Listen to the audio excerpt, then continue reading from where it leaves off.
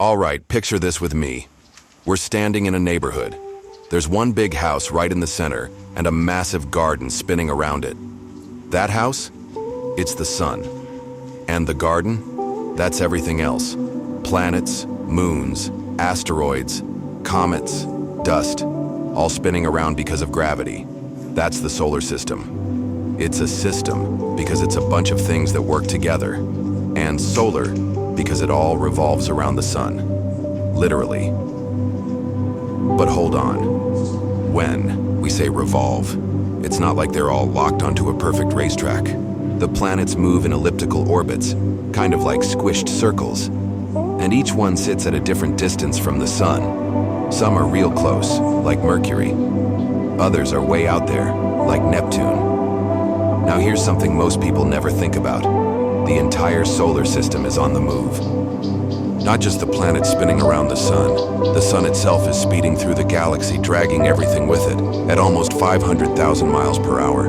Yep, we're flying through the Milky Way, riding shotgun in this cosmic highway. But let's take it step by step. It all started about 4.6 billion years ago. A huge cloud of gas and dust collapsed. Imagine letting the air out of a balloon and watching it spin all wild. In the middle of that mess, the sun was born. And the leftover bits started clumping together, forming smaller balls. Those turned into planets, moons, asteroids, you name it. That's where gravity comes in. It's the force that keeps everything in place. The sun holds 99.8% of all the mass in the solar system. That means it's the boss. It pulls everything toward it. Not enough to suck the planets in, but just enough to keep them dancing around it in a cosmic routine that's been going on for billions of years. If you could see the solar system, from above it would look like a disk. Everything's more or less lined up, each planet minding its orbit, keeping to its lane.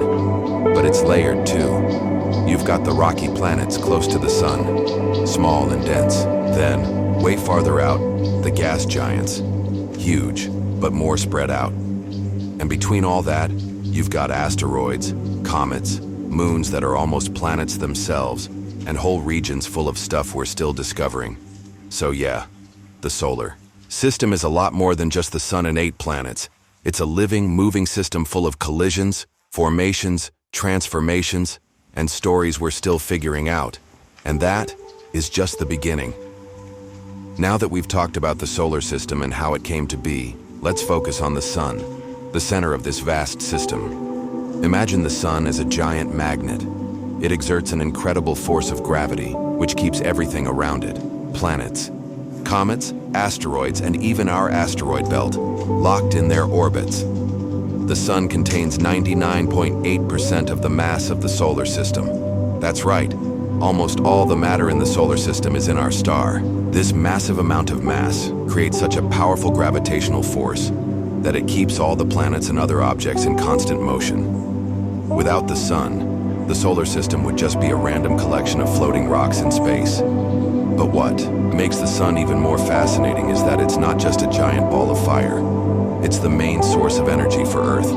Without its light and heat, our planet wouldn't be able to sustain life as we know it. Solar radiation regulates our climate and enables plants to carry out photosynthesis. And there's more. The sun is also responsible for solar storms, which can impact our communications and even the functioning of satellites and power systems on Earth. The sun is dynamic. It's not a static star. It goes through activity cycles, with periods of maximum and minimum solar activity, influencing the space around it. One of the most visible effects of this activity is the phenomenon known as auroras, when solar particles interact with Earth's atmosphere. An interesting fact, the sun is moving. Yes, it doesn't just stay still at the center of the solar system. The sun is traveling through the galaxy, taking the solar system with it. It follows a path around the center of the Milky Way, meaning that while Earth orbits the sun itself is constantly moving. But of course, the sun won't shine forever. Like all stars, it has a lifespan. In about 5 billion years, the sun will expand and turn into a red giant, likely swallowing the closest planets, like Mercury and Venus. After that, it will shed its outer layers and become a white dwarf, cooling, down over billions of years. For now, we can thank the sun for providing everything we have: light, heat, and even the gravity that keeps us in orbit. It truly is the engine of our solar system. And between all that, you've got asteroids, comets, moons that are almost planets themselves, and whole regions full of stuff we're still discovering. So yeah, the solar system is a lot more than just the sun and 8 planets. It's a living, moving system full of collisions, formations, transformations, and stories we're still figuring out. And that is just the beginning. The planets in our solar system are divided into 2 main types: rocky planets and gas giants. Let's start with the rocky planets: Mercury, Venus, Earth, and Mars. These planets are all similar in that they have solid, rocky surfaces. They're also known as the inner planets, and they're located closer to the sun. Mercury is the closest planet to the sun, and it's a bit of an extreme place. It has no atmosphere, so the temperatures swing dramatically between scorching heat during the day and freezing cold at night. Even though it's tiny compared to Earth, it's still fascinating because of its extreme conditions. Venus is often called Earth's sister planet because they're similar in size and composition. But Venus is a hellhole. Its thick atmosphere is made up mostly of carbon dioxide, and the surface temperature can reach up to 900 degrees, 475 degrees, hot enough to melt lead. Venus also has an intense greenhouse effect, trapping heat and making it one of the hottest places in the solar system. Earth, our home, is unique in the solar system. It has liquid water, an oxygen-rich atmosphere, and the perfect conditions for life. It's the only known planet where life exists in all its forms. Earth's atmosphere protects us from harmful radiation and helps regulate our climate, making it the perfect place for organisms to thrive. Mars, the red planet, is the last of the rocky planets. It has the highest mountains and the deepest canyons in the solar system. Mars is a bit like a frozen desert. Though its surface is dry and cold now, scientists believe it may have had liquid water in the past, raising the possibility that life could have once existed there. Now, moving farther away from the sun, we enter the gas giants: Jupiter, Saturn, Uranus, and Neptune. These planets are massive and mostly made of hydrogen and helium, so they don't have solid surfaces like the rocky planets. Jupiter, the largest planet in the solar system, is a colossal gas giant with a giant red storm, the Great Red Spot, that's been raging for centuries. It has dozens of moons, including the 4 largest, called the Galilean moons: Io, Europa, Ganymede, and Callisto.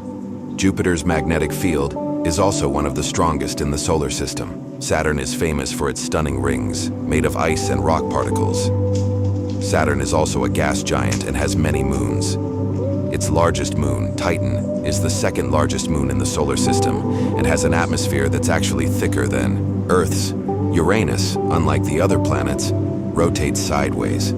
It has a very tilted axis, and it spins in the opposite direction of most planets. Uranus is an icy giant with a surface that's mostly hydrogen, helium, and methane. It's striking. Blue-green color comes from the methane in its atmosphere. Neptune is the farthest planet from the sun and has the strongest winds in the solar system. Winds on Neptune can reach speeds of up to 1,500 miles per hour, 2,400 km/h.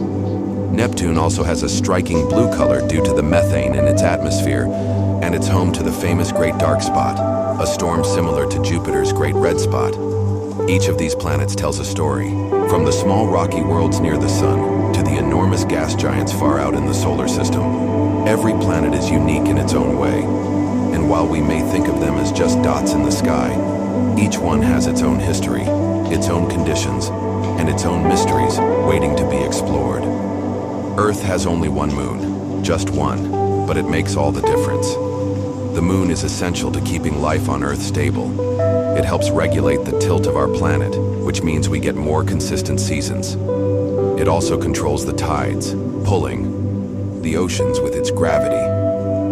Without it, Earth would be a much more chaotic place, with unstable weather and much darker nights. But Earth is just one of many planets with moons. Every planet in the solar system, except Mercury and Venus, has its own moons, ranging from just one to dozens. And these moons aren't just floating around for decoration. They help balance their planets, interact with gravitational fields, and sometimes even affect the local environment. In other words, a moon isn't just a pretty light in the sky. It plays a crucial role in the stability of its planet. For us, the moon is like a quiet partner, always there, not making much noise, but holding everything together so life can go on. After Mars, things start to get a little different. We enter a region called the asteroid belt, an area filled with space rocks of all shapes and sizes. Some are as small as a car, others as big as mountains just floating through space. It's like the border between the rocky planets and the gas giants. And here's a good question. Why didn't all those rocks form a planet? The answer is gravity. Jupiter's gravity is so strong that it prevented this material from coming together. So instead of a planet, we got this belt. Messy, but super important to understand the early days of the solar system. Right after the belt, we start running into the so-called dwarf planets. The most famous one, Pluto. It used to be considered the 9th planet, remember? But over time, scientists realized it's just one of many similar icy bodies out there. Besides Pluto, there are others with wild names like Eris, Makemake, Haumea, all of them small, frozen, distant, with tilted and unusual orbits. These objects live in a region called the Kuiper Belt, a second frontier filled with mysterious leftovers from the formation of the solar system. And if you think the solar system ends there, nope. Even farther out, there's a hypothetical zone called the Oort cloud. We've never seen it directly, but scientists believe it's a vast field of icy comets, just waiting for a gravitational nudge to send them flying toward the inner solar system. So yeah, beyond the planets, there's an entire world of tiny, frozen, lonely objects, and they're all part of this giant cosmic machine. Everything in the solar system is moving, and the reason for that is gravity. Gravity is an invisible force that keeps all the planets and moons in their orbits around the sun. Imagine the sun as a giant magnet, holding all the planets in place and making them spin around it. The planets aren't just standing still. They are always moving. Each planet follows an orbit, which is the path it takes around the sun. These paths are not perfect circles, but instead, they are elliptical. Some planets, like Mercury, are very close to the sun, while others, like Neptune, are far away. Even though the sun has such a strong force that keeps all the planets spinning around it, the planets don't fall into it. That's because they are moving so fast. This fast movement prevents them from being pulled into the sun, and so they continue to orbit around it. Also, the sun isn't standing still either. It is moving through the Milky Way galaxy, and it takes all the planets with it. This means that the entire solar system is moving through space at an incredible speed. Now let's take a look at what's beyond our solar system. As you already know, the sun is the center of everything here, but it's just one star among many others. Our solar system is part of a galaxy called the Milky Way, and within it, there are billions of stars. Each one of those stars is a shining point in the sky. But what exactly is a star?